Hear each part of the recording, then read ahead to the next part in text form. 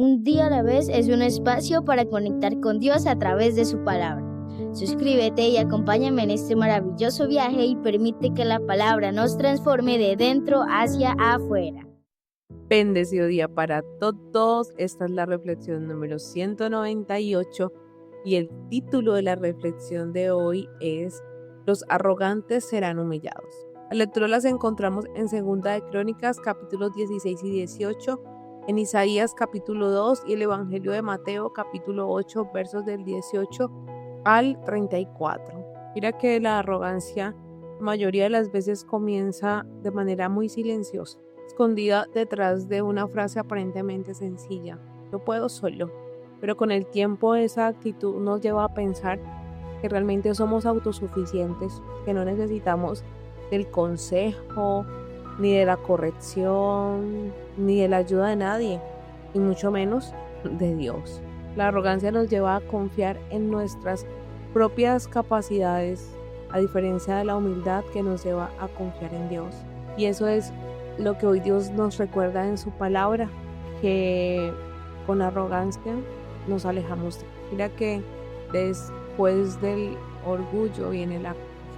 En Segunda de Crónicas 16 encontramos al rey Asa enfrentando una situación muy difícil. Imagínate, el rey de Israel amenaza a Judá y Asa busca una solución.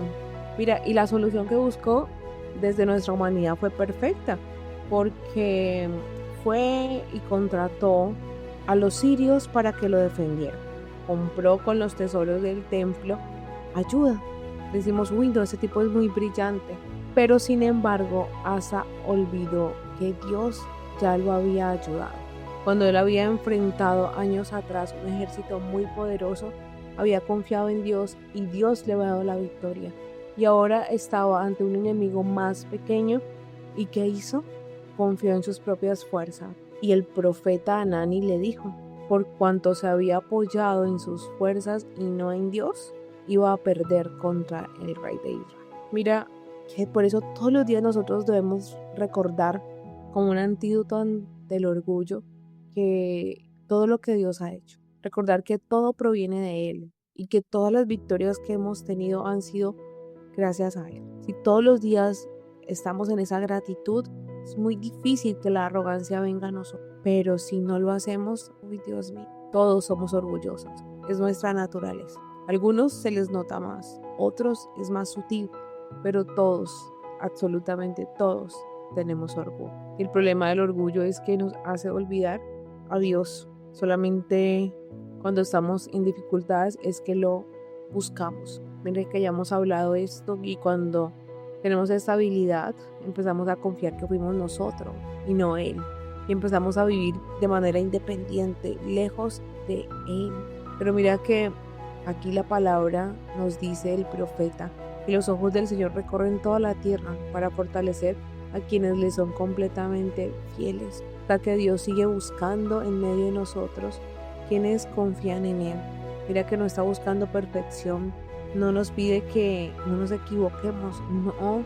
Lo único que Dios nos pide es que reconozcamos nuestra necesidad de Él, que seamos humildes para dejarnos enseñar, porque el arrogante dice que lo puede hacer todo solo, que no necesita ayuda, que Él todo lo sabe hacer, que no tiene nada que aprender. Pero el humilde se deja corregir, se deja guiar y acepta la ayuda. Pacto de Asa con Ben-Hadad. Pero en el año 36 del reinado de Asa, el rey de Israel, Baasa, fue a atacar a Judá. Fortificó Ramá para cortarle toda comunicación al rey de Judá. Entonces Asa sacó el oro y la plata de los tesoros del templo del Señor y del palacio real y los envió a Ben-Hadad, rey de Siria, que tenía su residencia en Damasco. También le envió este mensaje: hagamos tú y yo un pacto como hicieron nuestros padres.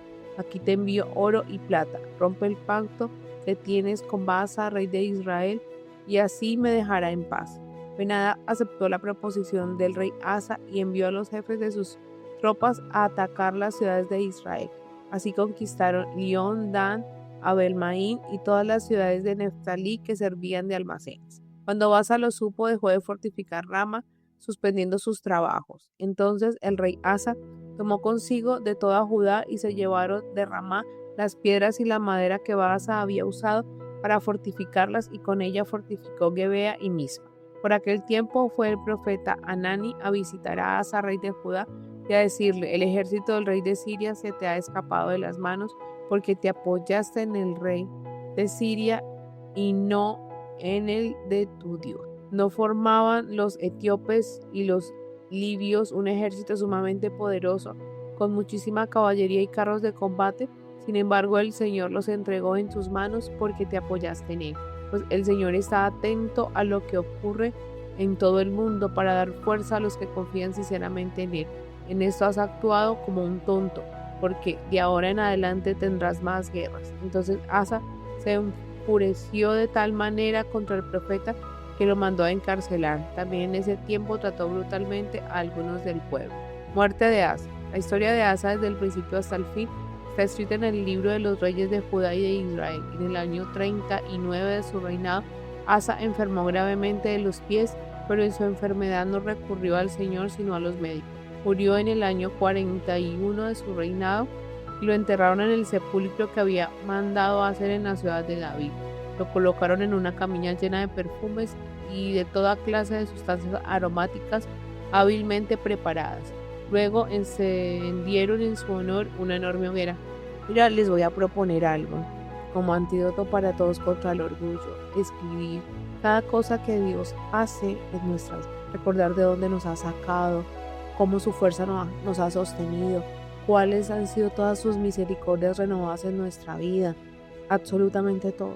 Y cuando estemos en una crisis, en alguna dificultad que nos quiera enceguecer, vayamos a ese escrito, a ese cuaderno. ¿Para qué? Para recordar quién es nuestro Dios, porque el Dios que nos salvó antes nos va a salvar ahora. El Dios que nos sacó nos va a seguir sacando, porque nosotros olvidamos solamente. Hagamos ese diario y ese memorial y veremos cómo cambia todo cuando estemos en ese momento malo. Poder recordar. En Crónicas 2, capítulos 17 y 18 aparece el rey Josafat. Él fue un rey que siempre buscó a Dios y procuró enseñar al pueblo los caminos de Dios. Sin embargo, cometió un error gravísimo al establecer alianza con Acab, rey de Israel, porque Acab era un hombre muy orgulloso y alejado de él.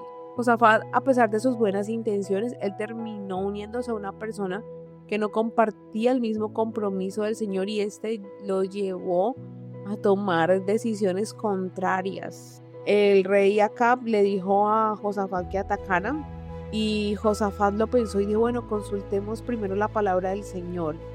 Era una decisión buena, ¿cierto? Pero Acab estaba rodeado de profetas que le decían solo lo que él quería escuchar.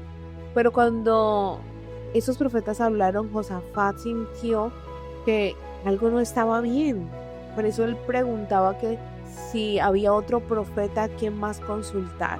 Y claro, había el profeta que era fiel a Dios, que era Micaías, y él sí dijo la verdad, no lo que Acab quería escuchar. No confirmó sus planes, no alimentó su orgullo, y por eso fue rechazado. Ve, aquí encontramos otra manifestación del orgullo. El orgullo no quiere escuchar la verdad, quiere escuchar aquello que confirme sus deseos, y solo lo que quería Acab. Él no quería a Micaías. ¿Sabes por qué? Porque Micaías le decía lo que Dios quería y no le gustaba, porque todo era contrario a lo que Acab quería, y él quería hacer su voluntad a como diera lugar. Por eso consultaba a los otros profetas y no a Micaías, y decía: ay no, es que son 400 contra 1. Imagínate. Y Josafat se dejó creer, o sea, no le creyó a Micaías cuando éste le dijo. O sea, por más que dijo: bueno, hay alguien más, sí, pero no lo escuchó, porque mira que ahí podemos ver que tal vez no buscaban era consejo, sino aprobación. Por eso no queremos que alguien nos diga que estamos equivocados. Queremos que siempre nos den la razón. No queremos que Dios cambie nuestros planes. Uy, a mí sí que me ha costado cuando Dios me ha cambiado los planes. Pero Él escribe diferente a como uno se imagina. Él tiene un ritmo, Él tiene un estilo, pero maravilloso. Nosotros queremos que Dios bendiga lo que nosotros queremos, pero no. Así no es. La verdadera humildad consiste en estar dispuestos a escuchar a Dios, incluso cuando las palabras nos confrontan, incluso cuando es diferente a nuestros planes. y aceptar esa voluntad, porque la voluntad de Dios es buena y perfecta. Reinado de Josafat. En lugar de Asa reinó su hijo Josafat, quien se mostró fuerte en Israel. Puso tropas en todas las ciudades fortificadas de Judá y destacamentos en todo territorio de Judá y en las ciudades de Efraín que Asa su padre había conquistado. El Señor estuvo con Josafat porque procedió como David su antepasado lo había hecho al principio. No sirvió a las diversas representaciones de Baal, sino al Dios de su padre, cumpliendo sus mandamientos sin seguir el ejemplo de la gente de Israel. Por eso el Señor consolidó bajo su mando el reino. Todo Judá le hacía regalos y llegó a tener grandes riquezas y honores. Siguió con orgullo el camino trazado por el Señor y una vez más quitó de Judá los santuarios en lugares altos y las representaciones de aceite. En el tercer año de su reinado envió a sus funcionarios Ahí, Abdías, Zacarías, Natanael y Micaías para enseñar en las ciudades de Judá, con ellos a los levitas, Semaías, Netanías, Zebadías, Asael, Semiramot, Jonatán, Adonías, Tobías, Tobadonías. Los acompañaban los sacerdotes Elisama y Jorán. Los envió para que con el libro de la ley del Señor enseñaran a la gente de Judá, y ellos recorrieron todas las ciudades de Judá enseñando al pueblo. Entretanto, todos los reinos de los países que rodeaban a Judá sentían tal miedo al Señor que no se atrevían a pelear contra Josafat. Al contrario, algunos de los filisteos traían regalos y plata como tributo a Josafat, y los árabes le llevaron 7,700 carneros e igual cantidad de chivos. Josafat, pues, se fue haciendo sumamente poderoso, construyó en Judá fortalezas y ciudades para almacenes, y tuvo muchas propiedades en las ciudades de Judá. Tuvo también soldados muy valientes en Jerusalén, cuya lista, según su registro por familias, es la siguiente. Por Judá, como comandante de los jefes de batallón, estaba Adna, con 300,000 soldados. Junto a este estaba el jefe Johanán, con 280,000 soldados, y junto a él Amasías, hijo de Sicri, que se había ofrecido voluntariamente para servir al Señor, con 200,000 valientes soldados. Por Benjamín estaba Eliada, un valiente guerrero, con 200,000 hombres armados con arcos y escudos, y junto a él Josabad con 180,000 hombres en pie de guerra. Estos estaban al servicio del rey, sin contar con los que el rey había destinado a las ciudades fortificadas de todo Judá. Mira que Josafat estaba bajo la sombra del Omnipotente y por eso le iba tan bien. Y ahora estamos bajo la gracia, pero si no dejamos que Él nos transforme, pues todo eso que Él tiene para darnos no lo vamos a recibir. Hay que estar en la obediencia de Cristo. Cristo ya lo hizo todo, es recibir todo de Él para poder hacerlo. Micaías anuncia la derrota de Acab. Josafat consiguió grandes riquezas y honores y llegó a ser consejero de Acab. Después de algunos años, Josafat fue a Samaria a visitar a Ahab, el cual, para festejar a Josafat y a sus compañeros, mató muchas ovejas y reses y trató de incitarlo a atacar a Ramón de Galad.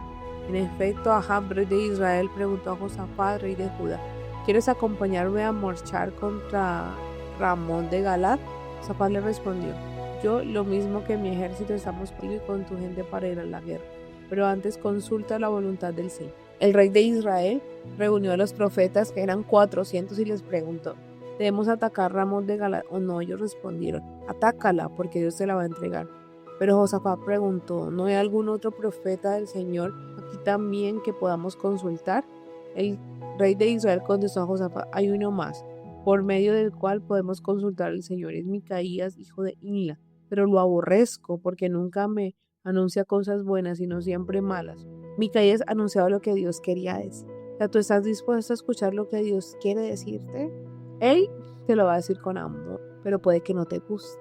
Pero la verdad es que te va a transformar. Pero Josafat le dijo: no digas eso. Enseguida el rey de Israel llamó a un oficial y le ordenó: pronto, que venga Micaías, hijo de Imla.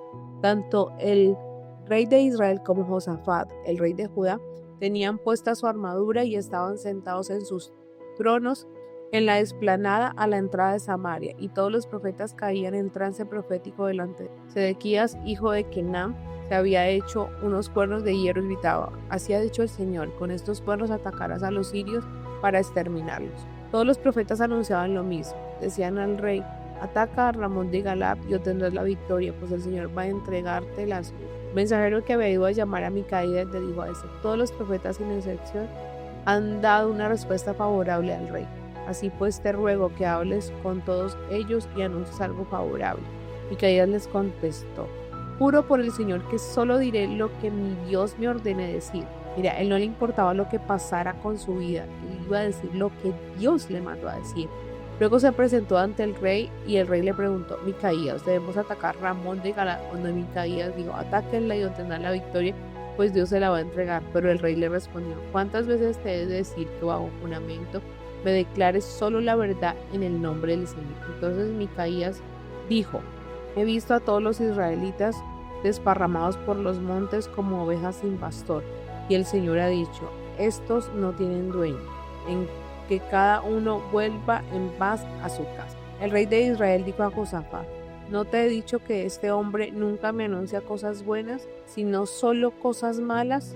Micaías añadió: por eso que has dicho, oigan ustedes la palabra del Señor. Vi al Señor sentado en su trono y a todo el ejército del cielo que estaba de pie junto a él, y a su derecha y a su izquierda. Entonces el Señor preguntó: ¿quién iría a incitar a Ahab, rey de Israel, para que atacara a Ramón de Galad y cayera allí? Unos decían una cosa y otros otra, pero un espíritu se presentó delante del Señor y dijo que él lo haría.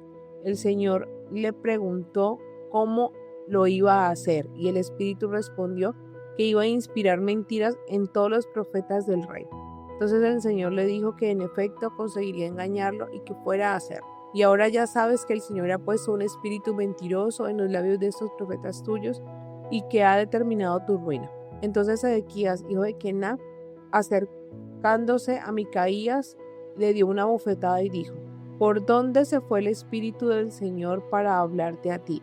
Micaías le respondió: lo sabrás el día en que andes escondiéndote de habitación en habitación. Entonces el rey de Israel ordenó: agarren a Micaías y llévenlo preso ante Amón, el gobernador de la ciudad, y ante Joás mi hijo. Díganles que yo ordeno que lo metan en la cárcel y que lo tengan a ración escasa de pan y agua hasta que yo regrese sano y salvo.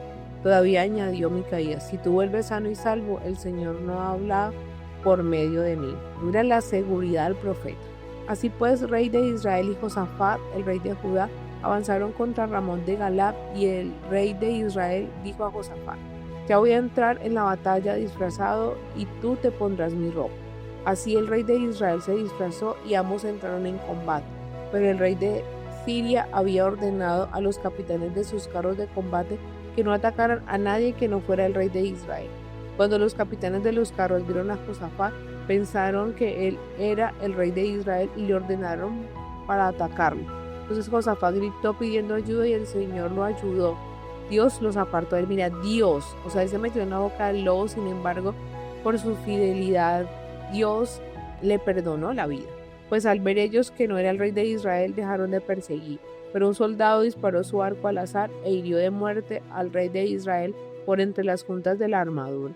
Entonces este le ordenó al conductor del carro: da la vuelta y sácame del combate, porque estoy gravemente herido. La batalla fue dura aquel día, y el rey de Israel tuvo que mantenerse en pie en su carro haciendo frente a los tiros hasta la tarde, y murió al ponerse el sol. Cada palabra que había dicho el profeta verdadero de Dios se cumplió.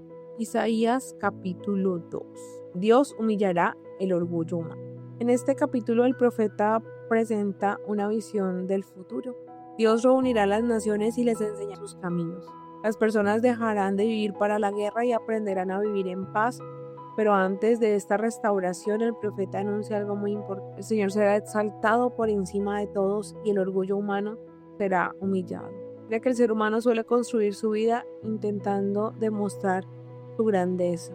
Construimos grandes edificios, acumulamos grandes riquezas, buscamos reconocimiento, creamos sistemas de poder, nos rodeamos de cosas que nos hacen sentir importantes y esto, mira, de verdad, cuando uno está en la cúspide, uno cree que no necesita a Dios, pero todo aquello que parece grande, en un abrir y cerrar de ojos puede desaparecer. El dinero es una ilusión, la salud hoy la tenemos, mañana puede que no.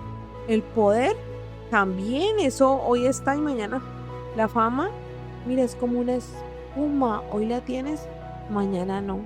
La belleza se acaba y las capacidades se debilitan, pero lo único que siempre va a permanecer es Dios. Por eso Isaías nos invita a abandonar el orgullo y a caminar en la luz de Dios. ¿Qué tan grande puedo llegar a ser? No, esa no es la pregunta, sino qué tan grande puede ser Dios en mi vida. ¿Cuánto espacio puede ocupar? Porque cuanto más alto intentamos colocar el orgullo, más fuerte y profunda puede ser nuestra. Por eso, humillémonos.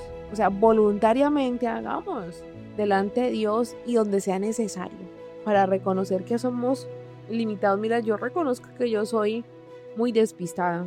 De verdad que es Dios cuando me acuerdo de algo, es Dios el que me acuerda, porque si no yo salgo sin un poco de vainas. Dios mío. Entonces, eso sí tengo que reconocerlo. Y así muchas cosas que Dios me ayuda, porque si yo le digo, a ver, Dios, ayúdame hoy con esto, y seguro que ese día yo recuerdo todo lo que necesito. Entonces, todo esto pasa para que yo aprenda a depender, porque yo crecí siendo autosuficiente, pensando que todo lo podía yo solita. Y de verdad que es Dios. Siempre se ha tratado de Él. Entonces, es aprender a morir a esa autosuficiencia y aprender a depender de un Dios que nos ama y que solo quiere lo mejor para nosotros. El Señor hará que reine la paz entre las naciones. Estas son las profecías de Isaías, hijo de Amós, que recibió por revelación cerca de Judá y Jerusalén. En los últimos tiempos quedará firmado el monte donde se halla el templo del Señor.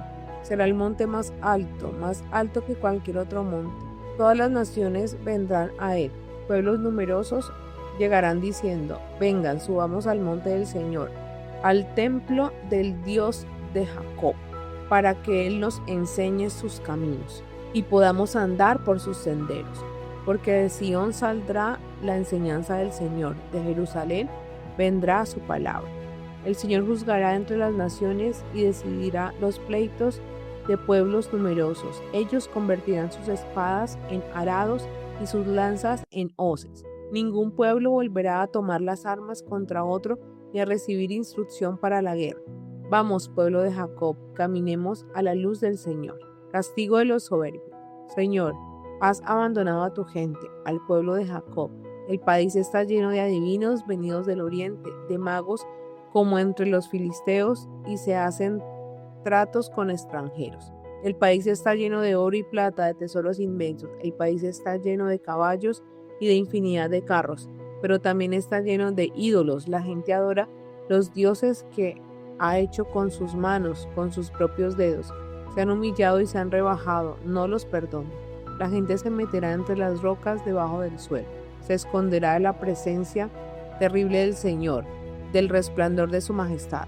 Los orgullosos tendrán que bajar la vista, los altaneros se verán humillados. Solo el Señor mostrará su grandeza en aquel día. El día en que el Señor Todopoderoso actúe contra todo hombre orgulloso y soberbio, contra todo hombre altanero para humillarlo, contra todos los que se creen cedros del Líbano, altos y elevados, o robles de Basán, contra todos los que se creen montes altos o cerros elevados, contra todos los que se creen torres altas o fuertes murallas, contra todos los que se creen naves de Tarsis o barcos preciosos. Serán humillados por completo. Solamente el Señor mostrará su grandeza en aquel día y acabará con todos los ídolos. Cuando el Señor se levante y llene de terror la tierra, la gente se meterá en las cuevas de las rocas, en los hoyos del suelo. Se esconderá de la presencia terrible del Señor, del resplandor de su majestad. En aquel día el hombre echará sus ídolos a las ratas y a los murciélagos, esos ídolos de oro y de plata que él mismo hizo para adorarlos, y se meterá en los huecos de las rocas, en las cuevas de las peñas, para esconderse de la presencia terrible del Señor, del resplandor de su majestad. Cuando Él se levante y llene de terror la tierra, dejen de confiar en el hombre, que bien poco es lo que vale. La vida del hombre no es más que un suspiro. Mira que Dios es algo que nos soporta y y aborreces es la arrogancia. Dios de mi corazón, que nos ayude a permanecer en humildad como Cristo nos lo muestra. Y en Mateo 8 vamos a ver la verdadera grandeza que nos muestra Jesús. Un maestro de la ley se acerca a Jesús y le dice: Maestro, te seguiré a donde quiera que vaya. Y Jesús le dice que el Hijo del Hombre no tiene madriguera para descansar. Lo que le quería mostrar Jesús era que buscarlo significa perder comodidad, tal vez prestigio y tal vez reconocimiento se pierde. Porque el verdadero discípulo debe estar dispuesto a renunciar a tener el control. O sea, cuando tú te vuelves a Dios, tú le entregas el control de tu vida para que Él gobierne, porque no podemos seguir a Jesús bajo nuestras condiciones. Porque a veces decimos: Jesús, yo te voy a seguir siempre y cuando no tenga que renunciar a esto que yo quiero, siempre y cuando mis prioridades sigan siendo las mismas, siempre y cuando no tenga que cambiar mi orgullo, siempre y cuando no tenga que obedecer aquello que no quiero obedecer. Jesús le estaba hablando de una entrega completa. Seguir a Cristo es reconocer que Él es el Señor y como Señor gobierna todas nuestras áreas de la vida, pero nosotros autosuficientes no queremos soltar ese control. La tormenta revela lo que hay dentro. Después Jesús sube a la barca con sus discípulos y desata una gran tormenta. Las olas golpean la embarcación, los discípulos tienen miedo.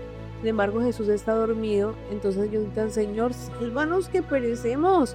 Jesús se levanta y calma la tormenta, pero antes Él le pregunta con dulzura: ¿por qué tienen miedo, hombres? Mira que la tormenta estaba dentro de ellos. La tormenta reveló su falta de fe, reveló el desequilibrio que había en su interior, porque llegó la crisis y no supieron qué hacer, pero confiaron en el que realmente podían ayudarlo. Ellos estaban tranquilos cuando había buen tiempo, pero cuando llegó el mal tiempo confiaron en Jesús. Ahí en la tormenta nos damos cuenta que no tenemos nada bajo control. Cuando lo inesperado sucede, Dios mío, se nos mueve el piso y por eso es que nos desesperamos. Ay, Señor de mi corazón. Y en esas situaciones nuestras fuerzas ya no son suficientes. Necesitamos ayuda extra. Y ahí es cuando descubrimos que nunca hemos sido autosuficientes, que siempre necesitamos de Dios. Por eso es que la vida tiene altos y bajos para mostrarnos que hemos perdido la confianza en Dios y que debemos volver a Él con todo nuestro corazón, con toda nuestra alma, con todas nuestras fuerzas. Y al final de este pasaje vemos que Jesús tiene autoridad sobre todo lo que nos domina, sobre absolutamente todo. Él se encuentra con dos hombres dominados por fuerzas espirituales oscuras que vivían en una situación de destrucción, aislamiento y esclavitud terrible. Vivían en los sepulcros, imagínate ese cuadro. Pero cuando Jesús aparece, los demonios lo reconocieron de inmediato y Jesús libera a estos dos hombres. Este pasaje nos recuerda que Cristo tiene el poder sobre todo.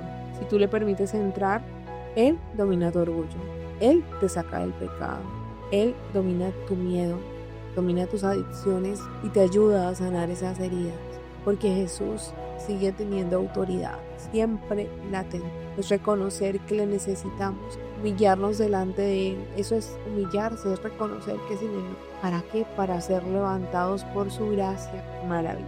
No tienes que seguir siendo esclavo de aquello que te destruye. No tienes que seguir viviendo bajo el control de tu orgullo.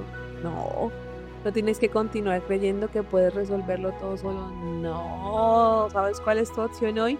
Acercarte a Jesús. ¿Para qué? Para que el orgullo sea derrotado, para que el orgullo sea humillado y tú empieces a vivir en eso que Dios quiere para ti. Porque la arrogancia nos hace olvidar nuestra fragilidad, nos hace rechazar la corrección, nos hace ignorar a Dios y nos hace querer escuchar solamente aquello que deseamos escuchar. Pero tarde o temprano la vida nos recuerda que no tenemos el control en absoluto de nada. Solamente del segundo, inmediatamente, aquí el que acabo de decir la palabra, pero de nada más. Por eso hoy Dios en su palabra nos invita a reconocer nuestra necesidad de Él antes de que las circunstancias nos obliguen a hacerlo.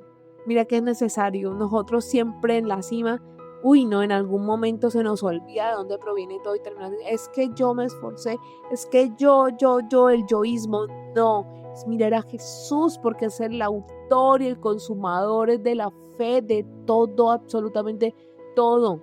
No es nuestro mérito, no es nuestras capacidades, es Él, porque todo proviene de Él. Pero pidámosle al Espíritu Santo que nos examine e ilumine en qué área de nuestra vida estamos actuando con orgullo.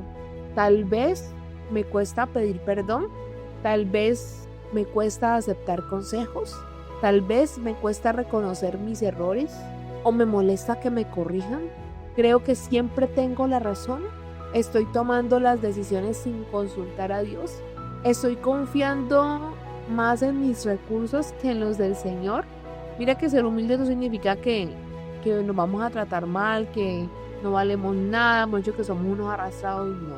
Significa reconocer que nuestra vida depende de Dios. Significa reconocer que necesitamos seguir aprendiendo, que podemos equivocarnos, que necesitamos corrección, que necesitamos la gracia de Dios porque imperfectos somos. Pero lo más importante es reconocer que necesitamos a Dios, porque quien se exalta a sí mismo termina siendo humillado. Pero quien se humilla delante de Dios encontrará su verdadera grandeza en Él. Mira, Jesús, siendo el dueño del oro y de la plata, se hizo nada, porque cuando murió en la cruz no tenía aspecto de absolutamente nada. Como dice un paria, que nadie daba un peso por él. Y él era el rey, es el rey, dueño de todo lo que existe. Pero se humilló. ¿Para qué? Para enseñarnos a nosotros el camino que nos devuelve a la casa de papá, para seguir a Jesús. Jesús, al verse rodeado por la multitud, dio orden de pasar al otro lado del lago. Entonces se le acercó un maestro de la ley y le dijo: Maestro, deseo seguirte a donde quiera que vayas. Jesús le contestó: Las zorras tienen cuevas y las aves tienen nidos, pero el Hijo del Hombre no tiene dónde recostar la cabeza. El otro, que era uno de sus discípulos, le dijo: Señor, déjame ir primero a enterrar a mi padre. Jesús le contestó: Sígueme y deja que los muertos se entierren a sus. Jesús subió a la barca y sus discípulos lo acompañaron. En esto se desató sobre el lago una tormenta tan fuerte que las olas cubrían la barca. Pero Jesús se había dormido. Entonces sus discípulos fueron a despertarlo diciendo: Señor, sálvanos, nos estamos hundiendo. Él les contestó: ¿Por qué tanto miedo? ¿Qué poca fe tienen ustedes? Dicho esto, se levantó y dio una orden al viento y al mar, y todo quedó completamente tranquilo. Ellos, admirados, se preguntaban: ¿Pues quién será este que hasta los vientos y el mar le obedecen? Cuando Jesús llegó al otro lado del lago, a la tierra de Gadara, 2 endemoniados salieron entre las tumbas y se acercaron a él. Eran tan feroces que nadie podía pasar por aquel camino y se pusieron a gritar. Mira que 2, nuestra mente y nuestro corazón, cuando no están alineados a la palabra. Mira qué conceptos, mira qué sentimientos tienes si necesitas ser liberado de tanta oscuridad. Dile al Espíritu que te mueva. No te metas con nosotros, Hijo de Dios. Viniste acá para atormentarnos antes de tiempo. A cierta distancia de allí había unos cerdos comiendo, y los demonios le rogaron a Jesús: Si nos expulsas, déjanos entrar en esos cerdos. Jesús les dijo: Vaya. Los demonios salieron de los hombres y entraron en los cerdos, y al momento todos los cerdos echaron a correr pendiente abajo hasta el lago, y allí se ahogaron. Los que cuidaban los cerdos salieron huyendo, y al llegar al pueblo comenzaron a contar lo sucedido, todo lo que había pasado con los endemoniados. Entonces todos los del pueblo salieron a donde estaba Jesús, y al verlo le rogaron que se fuera de aquellos lugares. Mira, le tenían miedo que la oscuridad haya salido. No, y eso nos pasa, de verdad que sí. No estamos tan acostumbrados a eso que recibir la luz tal vez no sea una opción para nosotros. Y hoy, en el nombre del Señor Jesús, oramos al Padre Celestial y le pedimos perdón por creernos autosuficientes, por pensar que podíamos hacerlo todo en nuestras fuerzas. Yo le pido especialmente perdón por juzgar, porque hoy me mostraste que estaba juzgando, pero con dulzura y amor me mostraste que estaba confiada en que no tuviera miedo. Perdón, Señor, por querer tener el control, por querer que todo sea a mi tiempo, a mi manera y a mi disposición. Perdón, Señor, por las veces que me cuesta recibir corrección. Ayúdame a reconocer que todo lo que soy y que todo lo que tengo es gracias a tu gracia. Instala esa verdad profunda en mí. Dame ese corazón humilde como el de David para escuchar atentamente tu voz, aceptar tu dirección y obedecer tu voluntad. Que cuando enfrente tormentas, recuérdame que tú siempre estás conmigo y que tú tienes la autoridad por sobre todo lo que me amenaza, sobre toda oscuridad, sobre todo principio, sobre toda enfermedad. Líbrame, Señor, de la arrogancia. Enséñame a caminar en humildad. Tú sabes que has tenido que bajarme muchas veces para que yo no me coma las flores, pero gracias por sostener, por tener paciencia. Ayúdame a reconocer antes de toda esa oscuridad que me impides y puedes ser la piedra. Oro en el nombre poderoso del Señor Jesús. Amén. Dios es bueno en todo tiempo y en todo tiempo es bueno.